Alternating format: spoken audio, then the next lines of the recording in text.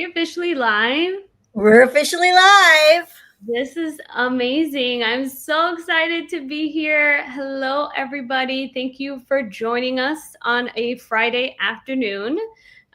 We just wanted to start off by saying some intros and we'll get started into why we are here today.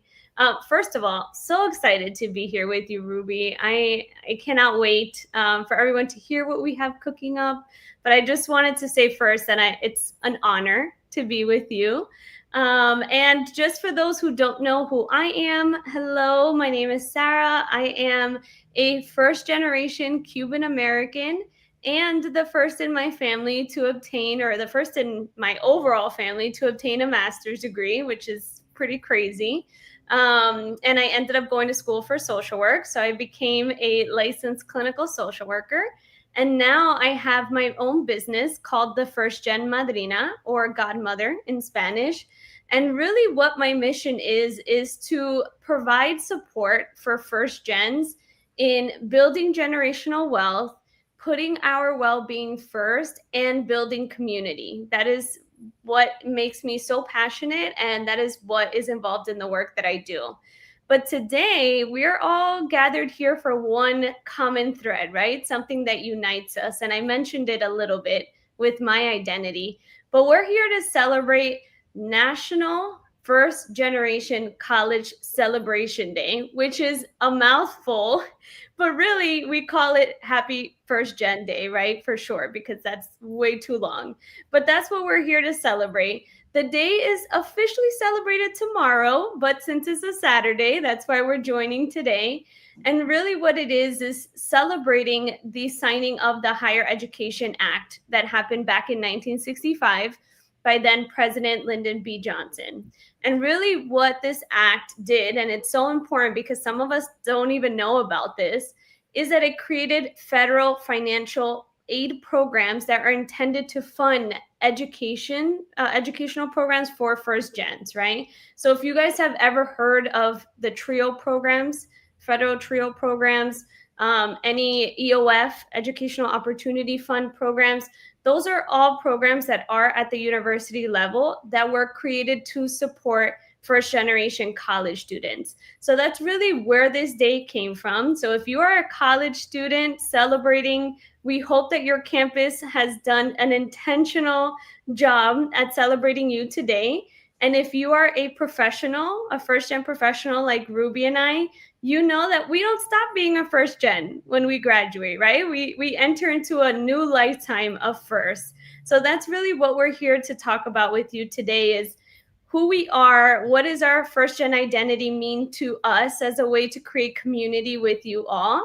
And then we'll get into something else at the end. But with that being said, I'm going to take the opportunity to turn the mic over to Ruby. So you guys have the chance to meet her as well. And again, Ruby, it is an honor to be here with you. Oh, always such a pleasure. And I'm so glad that we get to spend this time and space and be in each other's energy and that of which of our community also. So happy First Gen Day, everyone. I know it's a day early, but I want to just acknowledge you and celebrate you because if you're first gen, then that means that you are a barrier breaker, like a trailblazer, a pioneer, a forerunner.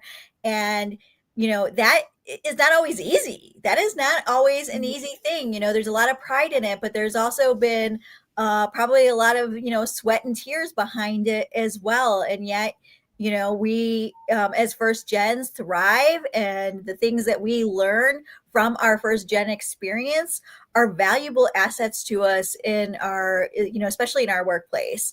And so, I want to just encourage everyone to give themselves a pat on the back, give themselves a hug, like look at yourself in the mirror and tell yourself like how awesome you are. And, give yourself some acknowledgement. That's the most important thing because, those shapes, those experiences that we have really do shape us and form us, and it's something to be celebrated.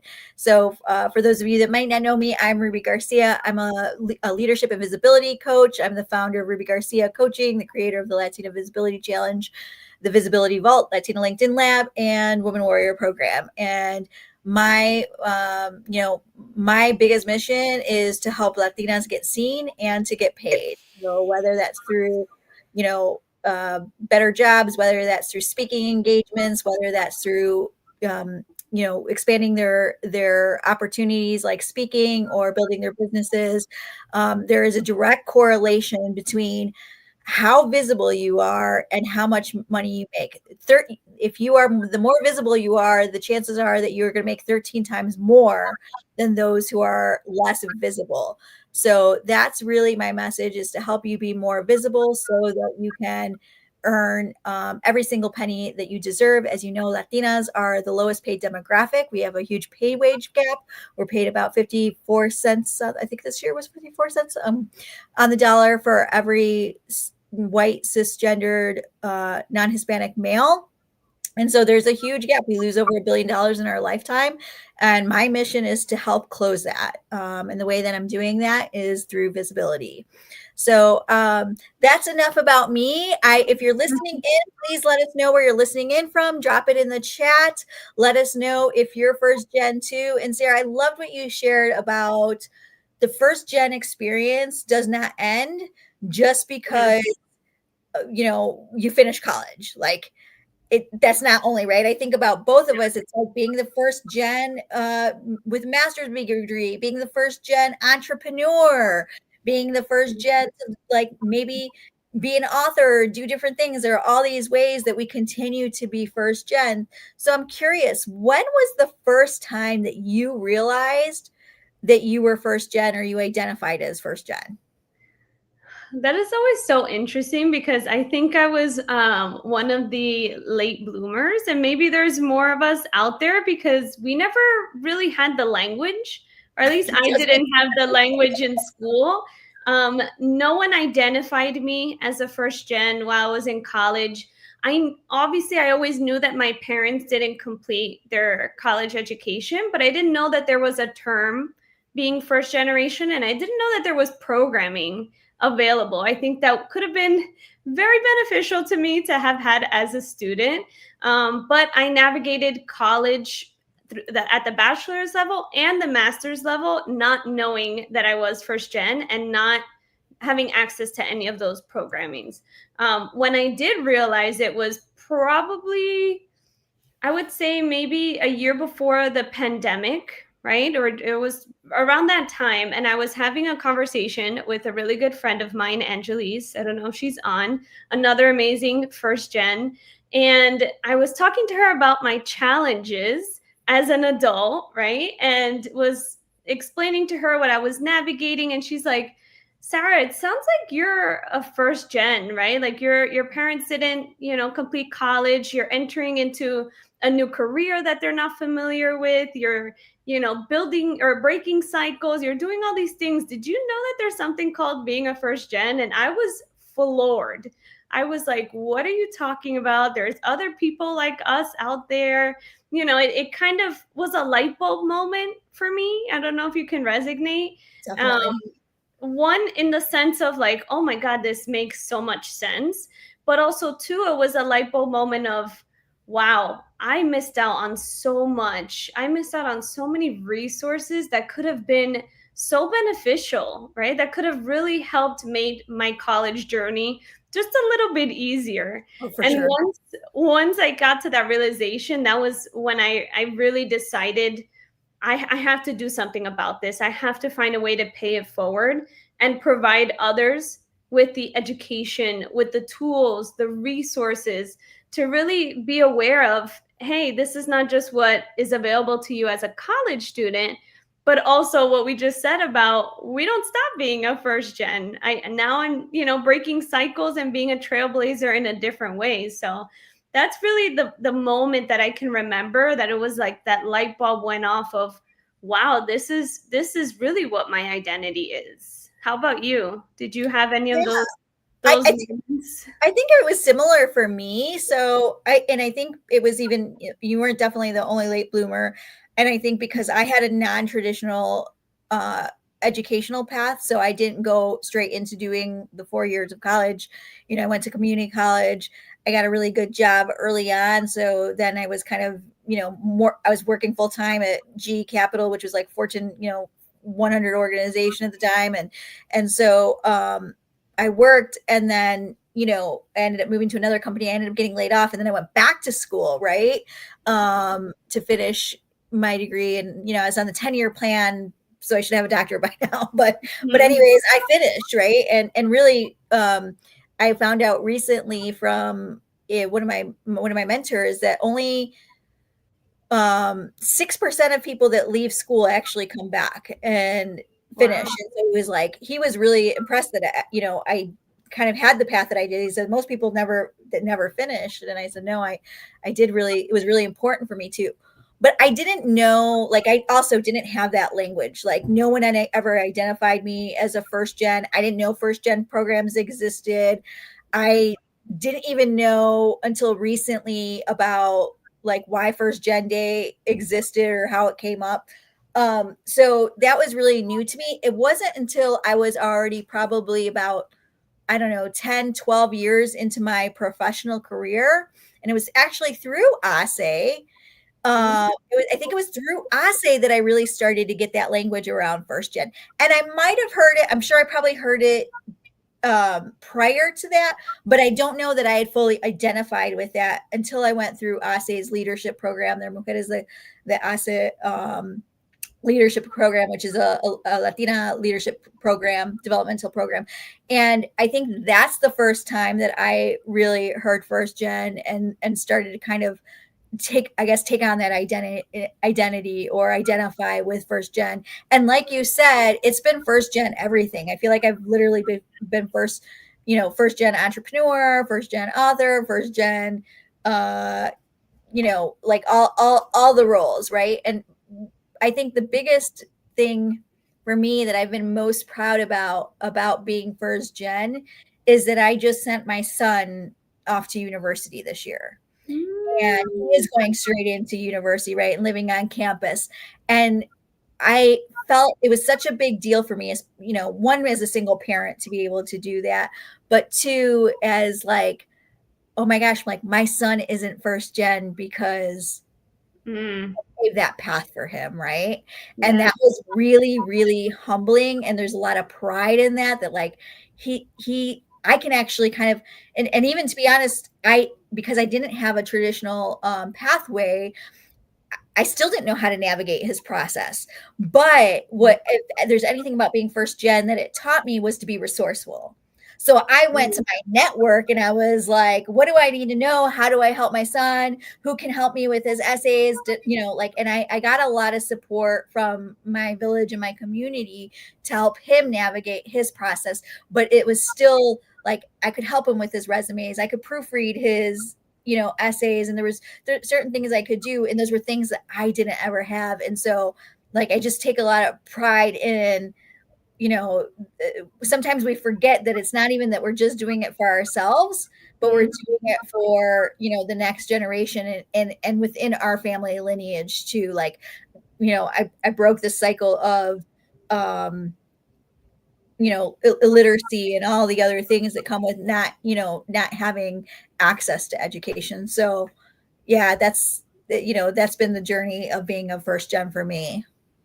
Yeah, our challenges were not in vain, right? We experienced them, we learned from them, and we're able to pay it forward and help, whether it is our future children or even those that are in college now, or maybe those that are just finding out that they are first gen. Fun fact: I did a workshop once that was basically just like first gen 101, and I had a 60-year-old man email me afterwards saying, I just found out because of your workshop that I'm a first gen. Like, Wow. he was like mind blown. He was like, I could have had so many resources. It could have been so much easier if I would have known, but now I know in a way to pay it forward for my children, right? I know what access to give them, or I know what doors I can open for them. And that to me was just like, oh my god, it was such a game changer. And obviously there are things that we wish we would have known sooner, right, when it came to what we should be paying attention to. But also I think there's never a wrong time. I think that the timing doesn't have to be 100% young when we were younger, right? So let's go through maybe some of the things that you probably have picked out, right? That you've learned along the way, but you were like, well, that probably could have come in handy, like, much sooner. Is there anything that comes to mind for you?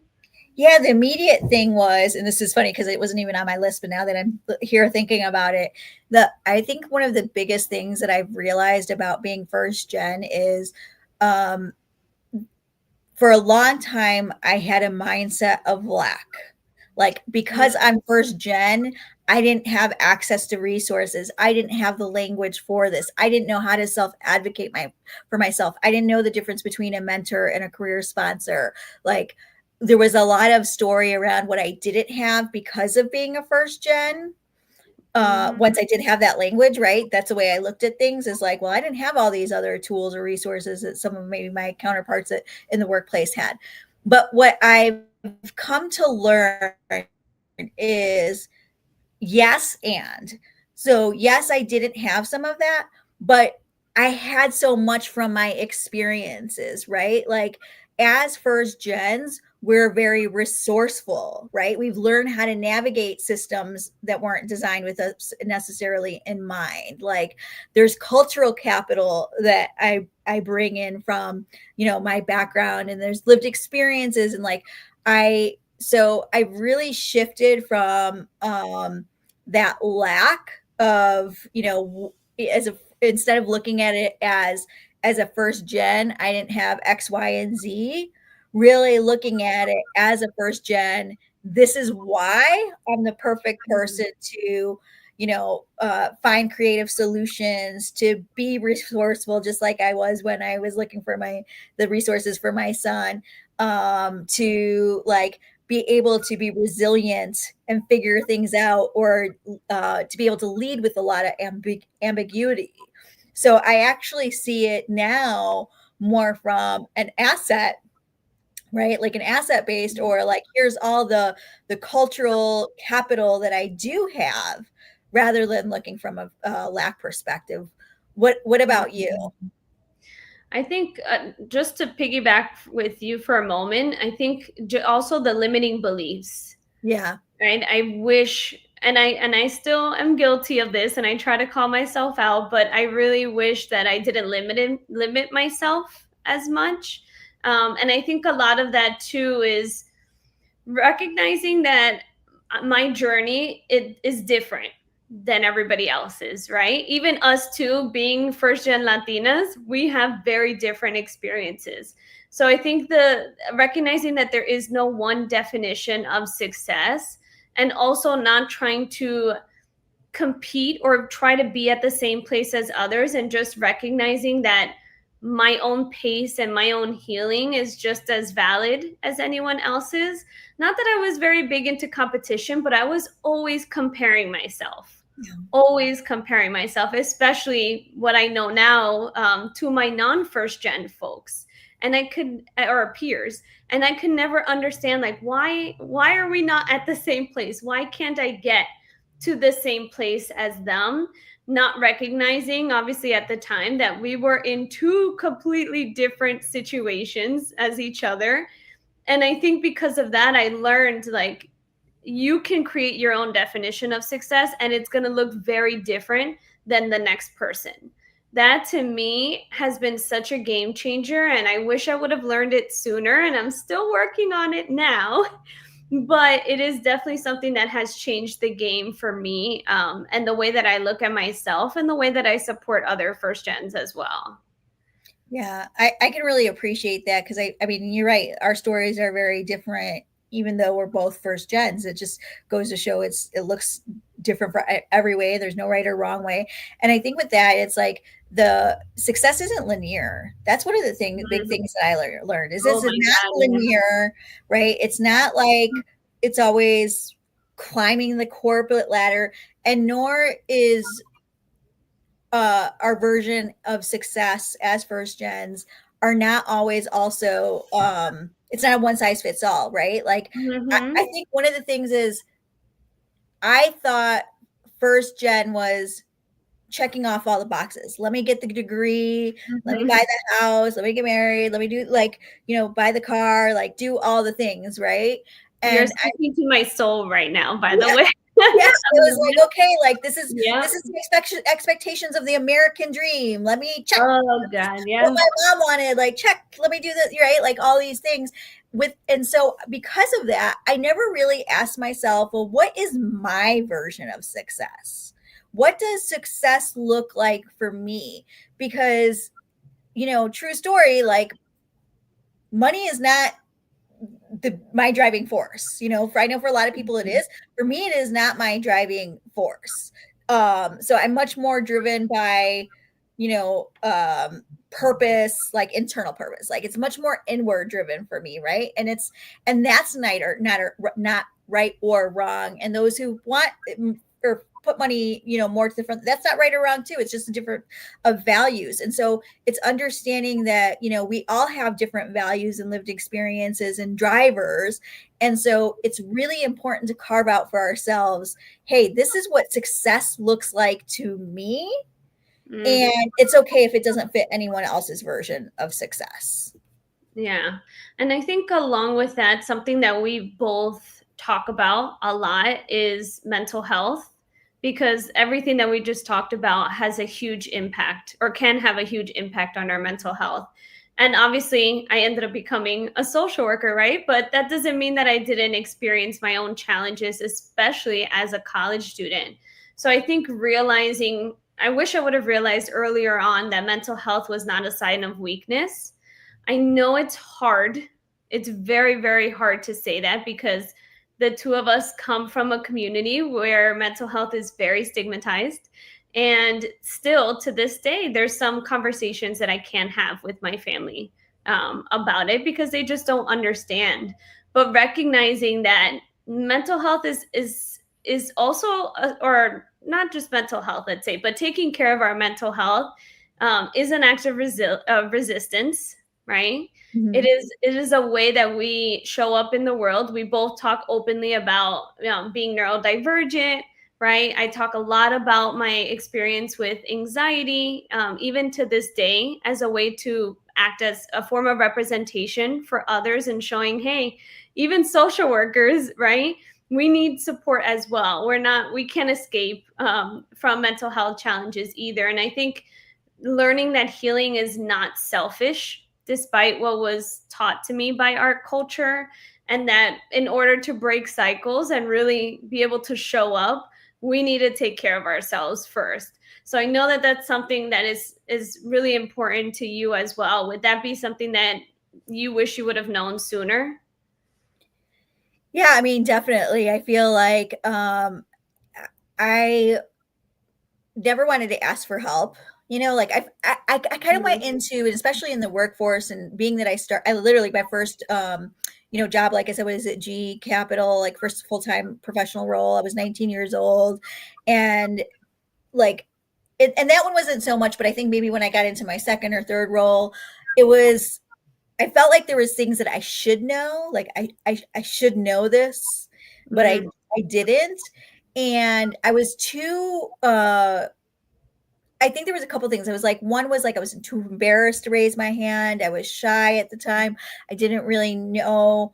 Um, a lot of the kind of unspoken rules that I learned was like, when my mom said, yeah, and I'm sure there's plenty of times, my mom said to me when I went and got this first like, office job with benefits and paid vacation, and I got to mhm. sit down all day, right? Was, be humble, work hard, keep your head down, don't rock the boat, and just be grateful.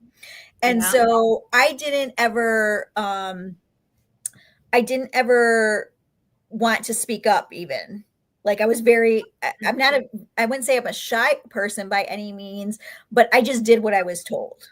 And I never asked questions. And so I just felt like when I was working, I was doing what I was supposed to do and really not to question things. And, much later I learned that, hey, part of leadership is to ask questions, get curious. Well, what was the thought process behind doing it this way? Like, have we explored other options? Like, diving in and asking kind of like the why behind the why. And, but early on, that was very like, there was no way I would do that. Like, no, I just did what I was told. And so asking for help was really difficult, or asking why we did something the way we did it, even if I saw that there might have been a better way, I was still too like, well, they know better than me.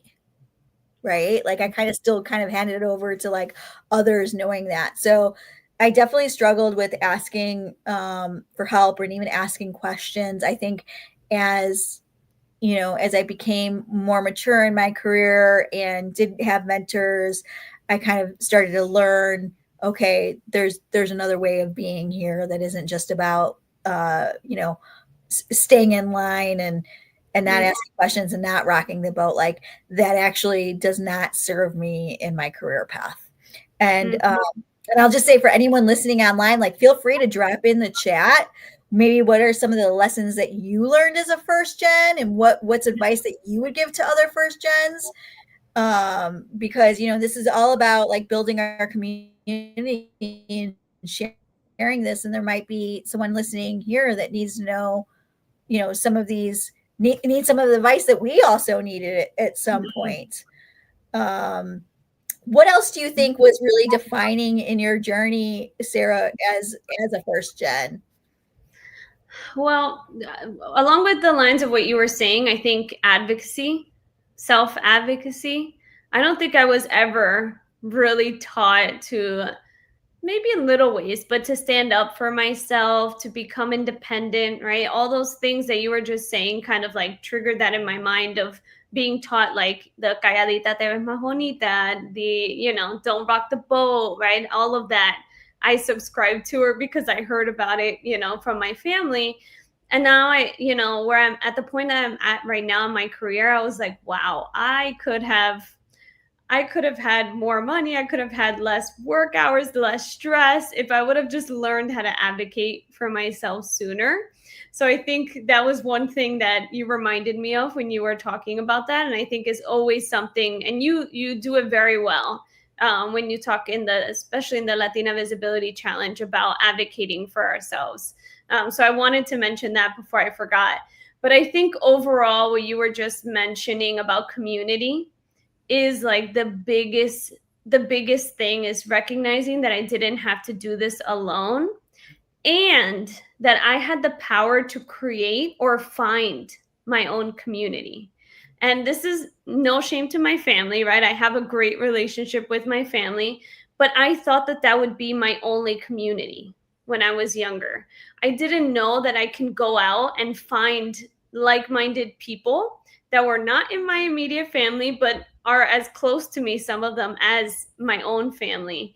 And there's something about being with people that understand you, that understand your experience, that are going through the same motions as you, that it just makes it easy recognizing that you're not the only one that's carrying this weight, that is making these big changes in your life. That's like, I think if I had to summarize, or if I had to give you the number one, what I wish I knew sooner, was creating or finding my own community, because that has also been crucial in my mental health, for sure.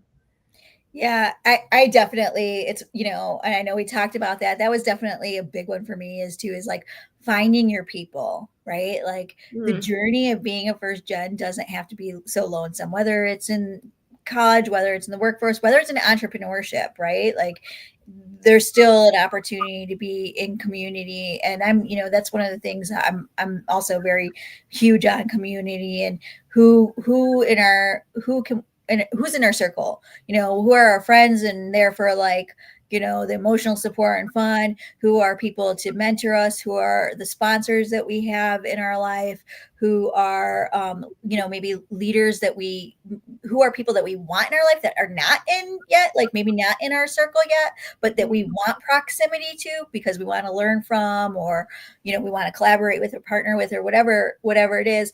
But I think that that's like the biggest thing, is realizing we don't have to do this by ourselves, and there's so much power.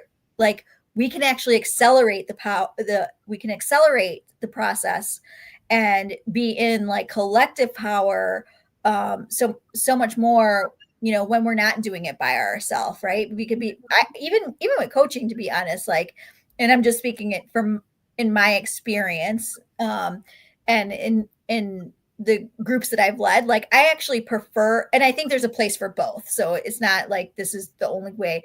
But what I really love about group coaching or group programs or communities or masterminds or any of those things is that there's um there's like the shared wisdom and the shared experiences of the whole entire group. And when you have that, one is like you don't feel so isolated, but two is then that you get all the magic and wisdom of the entire group too. Right. So it's like, oh, it's like I'm not alone in this. And I don't just have one other person, I have 10 other people that I can ask and get supported through. So I have found community to, be an accelerator for me. I have found that it's been very healing for me. I have found deep friendships in the communities that I've been into. I've found partnerships and collaborations. And so I really think that, for me, I'm always going to be like, man, community is where it's at. We need to go back to, I know we're at a very individualistic, society and way of life. And I really believe it's about returning to that collective where we're thinking about, hey, it's not just what's good for me, it's what's good for we. It's about, I heard recently from a Native American speaker or indigenous speaker talking about how part of the mindset is they're always thinking about 7 generations. Their decisions aren't just for themselves, but they're always thinking about how does this decision impact 7 generations.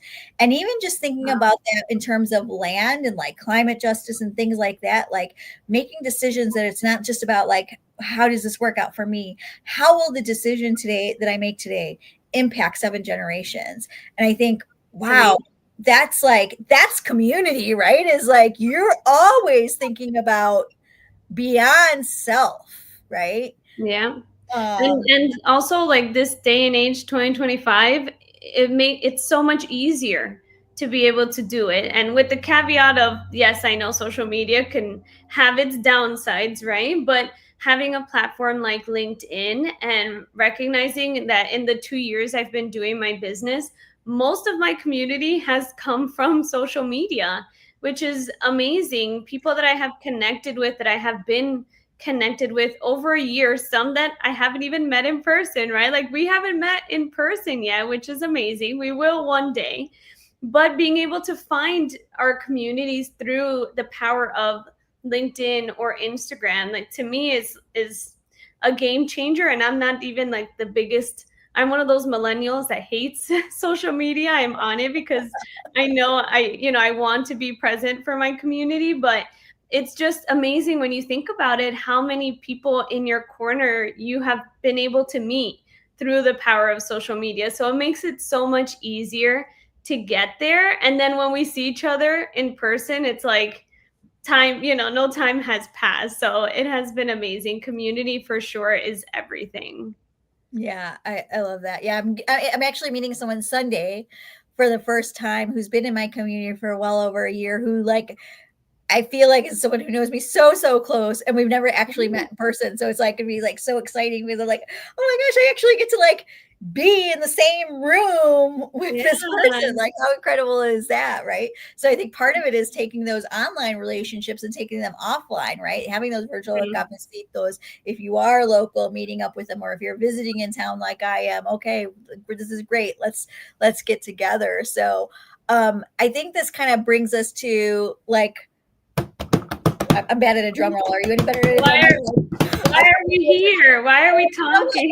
Yes, the drum roll. Like, why are we here? And aside from the fact that I love every opportunity to talk to you, that we don't need an excuse, but there is a good reason. Yeah. So we have a really good reason is we're talking about community and taking care of each other and everything that's going on in the world. It becomes more important to be with each other, to not be in isolation, but to be in community. And as Sara, you and I have talked a lot about collective care, right? And what that means, and the intentional practice of healing and resisting and restoring together, and really centering, community over individualism. And I think this is, again, really, really important for the time that we're living in right now. It becomes like we really need to support each other. And so with that being said, we are really excited that we have an upcoming event coming up. And Sara, you're gonna have to, my ADHD mind, we're gonna have to tell me the date again. But we have a event. It's called 27. March 27th. Yes, March 27th is this date, and we have an event coming up. It's called the First Gen Reclamation Collective Care for All, and so this is an event for us to bring community together. Sara and I, like I said, this is an area that there's a lot of areas, but this is an area that we both feel really strongly about, is collective care with everything going on. And the things and the ways that our community is being targeted and the experiences they're having. This is an opportunity for us to be in connection with each other, to really get grounded, to really also not just like be in community, but to heal in community. And so many times we think about healing being in isolation, that it's something that we go do with ourselves, or even just with one person. And believe me, I'm all pro therapist and pro coaching and all the things, but sometimes just being in community can be the medicine that we need. It can be healing. And so what Sara and I are doing is on March 27th, we're going to be bringing community together in order to, provide a safe space for people to land, to be able to share their experiences, to get grounded again. And we've got a fabulous fire, like put all the fire emojis in. We've got a fabulous lineup of speakers. Of course, Sara is going to be speaking on like some money areas, right? I'm going to be speaking on visibility. I'm not sure if we're going to, I think we're not announcing yet who else is in the lineup, but we do have fabulous speakers lined up. And this is really about, this is what we wanted to provide to our community in this time, is like this soft space to land. So if you want to know more, I'm going to drop a link in, and I'll drop it into the LinkedIn chats and, YouTube or wherever you're watching from as well. But,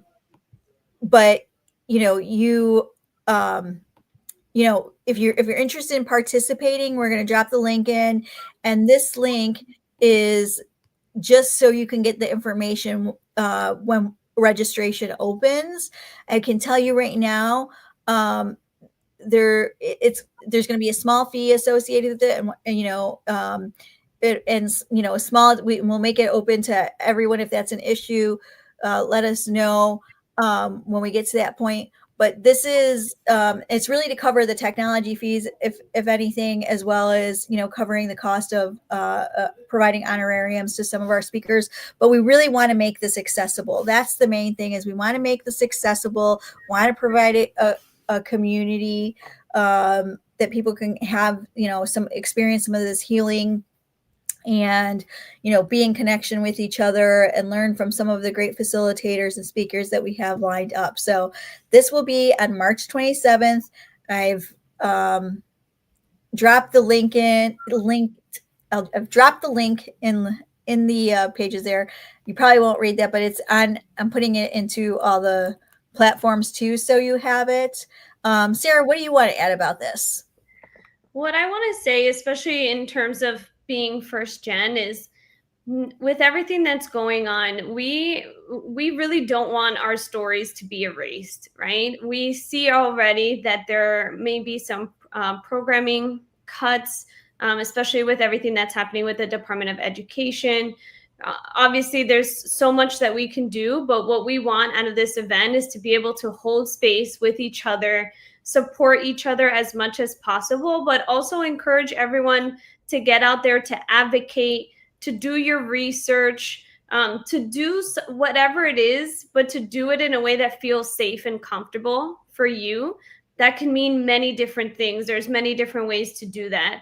And that's really what we want, is to have a space where we can come together, learn from each other, but also support each other. So I'm very, very excited. I think this is has been a long time coming. We definitely need this now more than ever. And March will be here before you know it. So please feel free to send Ruby and I a message if you have any questions. We will be posting in the upcoming weeks more information, but the best way to stay tuned about anything related to the reclamation event will be through the Google Docs that Ruby just put in the chat, so that you guys can share your information with us and we can get that information directly to you. And also the last thing, again, Ruby and I met, just to tell people, was it last year or the year before? Time goes by so fast. I think it was the year last before, actually. It's was going it? fast. Or maybe, Oh my I goodness. guess it was. Okay. Oh, you're right. You're right. It was last year. It was last year. Was it? Okay, so Yeah, it last was. Yeah. year she was the program lead for my cohort of the Mujeres de Ace program, which we've been talking about a lot. We're not sponsored, but we're very happy to talk about Ace, and please use them as a resource as well. And to kind of come full circle as part of each other's community and be able to now give back and put something together in a different way feels very special. So I'm very, very happy to be able to do this with you. Yeah, it really is amazing. And it just is like, there's so much wisdom and experience and expertise within our comunidad. And so I love when we get to do these things in community, because everyone brings their own medicine, right? Like, I don't have all the answers, or, I can't maybe hold space for everyone, or, but when we all come together, like, everyone brings their unique gifts and shares their medicine. And that is, like, that's why I say community is the cure. Like, we are the cure. So I will, Rosa, I will post it. I will paste it in there. It's just that we're on a third stream. What do you call it? Third party stream. So I will post it in there. If you give me a couple minutes, probably afterwards, I'll do it. And so, yeah, it's going to be amazing. And I think to your point too, Sara, is just like, we have to preserve our own stories, right? Like, our stories are people are trying to squander them, silence them, change them. And so we need to make sure that we are speaking our stories. And so this is one way that we get to do it. So we want to invite you all to be part of it, and, tell your network, and let's be in community. Let's bring our medicine.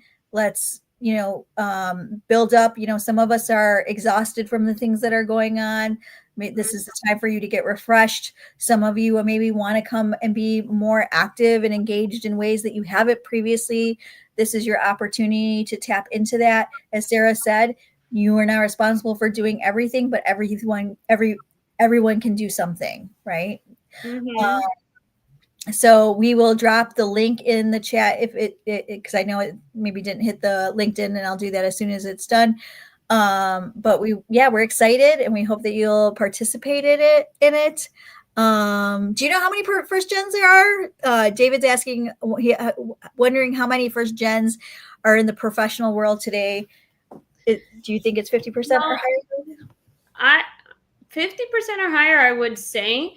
I think that there's two issues, right? So one is that there really is no universal definition of what a first gen is.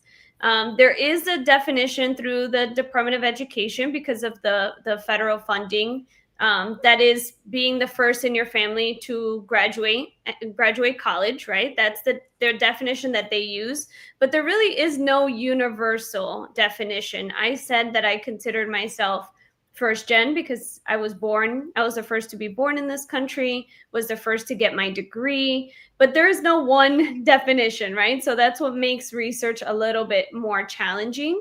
And then also, it's not 100% accurate because most of us don't know that we are first gens, right? So I would probably bet that there are a lot of people out there that are, not aware. So they wouldn't necessarily mark themselves as first gen. So I think that's what makes research a little bit tricky, but based off my personal research or my informal research, I would go to say that there's more than 50% of us for sure. Yeah, that's a really good point. Is like, because you have to kind of self-identify, right? You have to Yeah. self-identify. Most of us, like both of us, didn't have the language for it at all until much later. And then you could be first gen in different ways. So, like you said, it could be like first gen born, first gen college graduate, first gen entrepreneur, first gen, fill in the blanks. Like there are Yeah, lots of different ways to identify as first gen. that's good. So we've dropped the link. I dropped the link actually into LinkedIn. So you should have that link. So it's a simple, not a lot of information. It's basically your name and your email address. And as soon as we open up registration, even prior to we open up registration, we'll probably send out some, emails about like the agenda and about our speakers.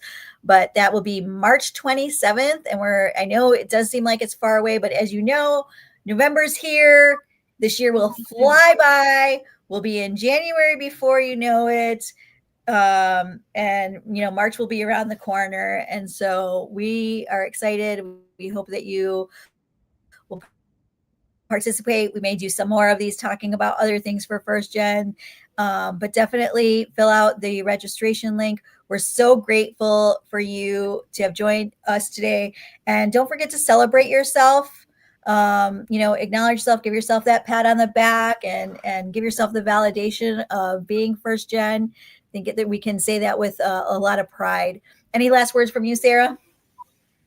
No, that's it. Happy first gen day. Do something intentional. I mean, we should all the time, right? But especially tomorrow, since it is a holiday for us, do something intentional to take care of yourself. All right, everyone, you heard it here. So everyone have a great weekend, and we'll see you later on. Thank you.